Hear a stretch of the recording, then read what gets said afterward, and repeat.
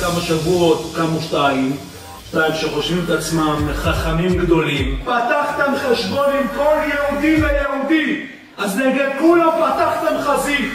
הדלקתם אש לא קטנה, לכבות אותה? אי אפשר. אם הם ימשיכו לעשות את זה, הם יעוררו תגובות שהם לא מדמיינים לעצמם. אין סוף לעונש של מי שמטעה, מי שמסית ומדיח.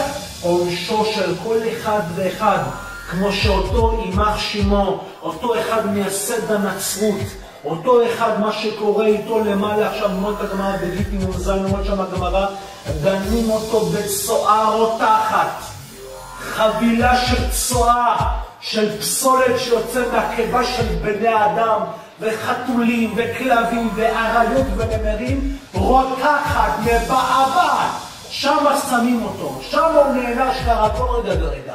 זה קרה, את זה לא הבאתם, כל הכנסיות, כל הצלבים שלהם, הצלב הגדול הזה על הארו בברזיל, מתפוצץ לרסיסים, לכל העולם, וכולם יראו את זה.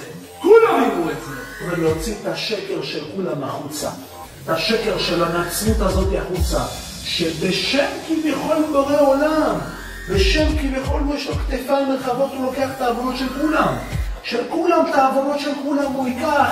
שום דבר, כולכם תהיו נקיים, כולכם תבואו לשתם של גן עדן. איזה שטויות, כמה דפר בן אדם יכול להיות, כמה סתום בלום, כמה דביל ומפגר, אין מילים אחרות, בן אדם יכול להיות בשביל להאמין לשטות המפגר.